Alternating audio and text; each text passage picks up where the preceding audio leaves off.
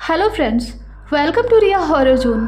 तो चलिए आज की कहानी की ओर। रात के 2 बजे 5 दोस्त एक ट्रेन में सफ़र कर रहे थे। उस ट्रेन में उन पांचों के अलावा और कोई नहीं था। मोहित अपनी बर्थ पर लेटे लेटे एक उपन्यास पढ़ रहा था और विजय को तो नींद से फुर्सत ही नहीं थी।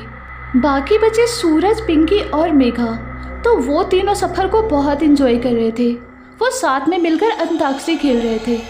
अभी अंताक्षरी चल ही रही थी कि तभी मेघा ने बीच में कहा, गाइस, तुम्हें नहीं लगता कि ये ट्रेन सिर्फ हमारी है? तो इस पर सूरज ने कहा, हाँ यार, मुझे भी ऐसा ही फील हो रहा है। यहाँ तो और कोई दिख ही नहीं रहा, हम जो चाहे वो कर सकते हैं।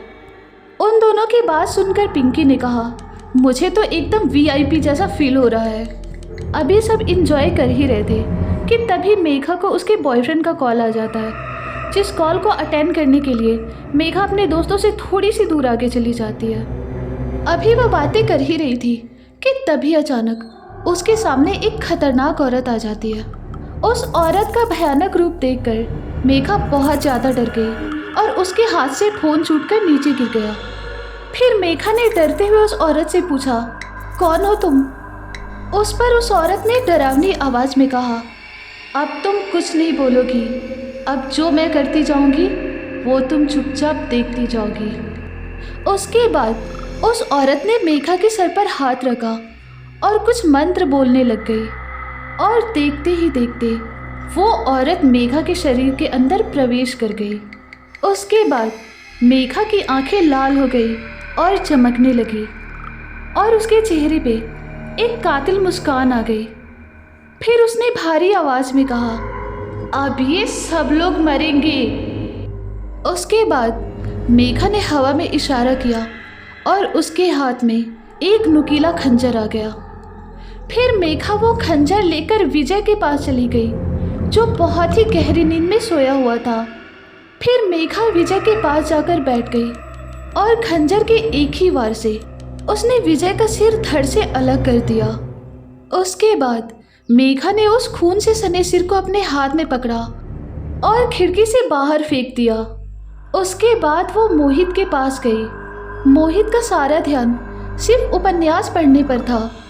उसके बाद मेघा के हाथ का खंजर एक तलवार में बदल गया और उसी तलवार के एक ही वार से उसने मोहित के 2 टुकड़े कर दिए।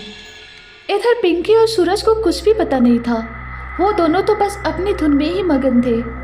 उसके बाद अचानक ट्रेन की सारी लाइट्स ऑफ हो गई। चारों तरफ बहुत अंधेरा हो गया और उस अंधेरे से पिंकी बहुत ही ज़्यादा डर गई थी।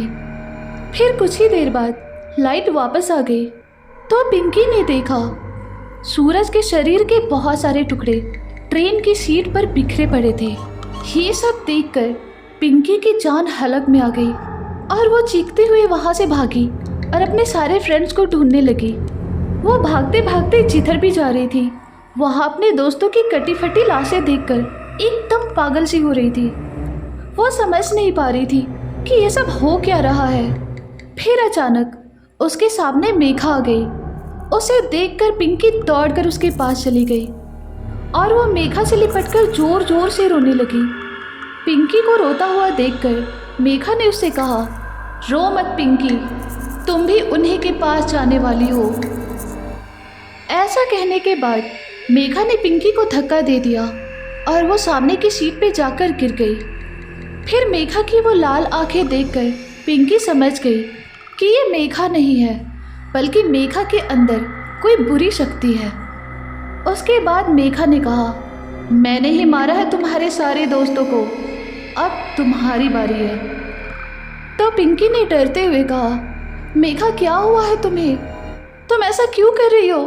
तुमने अपने ही दोस्तों को मार डाला। इस पर मेघा ने कहा, मैं मेघा नहीं हूँ, मैं बहुत बुरी शक्ति हूँ।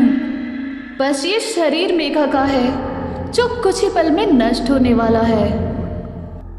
ऐसा कहते ही मेघा ने अपने नाखून लंबे किए और पिंकी के पेट में चुभो दिए, जिससे पिंकी की अचानक वहीं पर मौत हो गई। फिर उसके बाद मेघा ने अपने ही गर्दन को मड़ोड़कर पीछे घुमा दिया, जिससे मेघा की भी मौत हो गई और उसकी मौत के बाद ही उसके शरीर से वो औरत बाहर आ गई और वहाँ से गायब हो गई।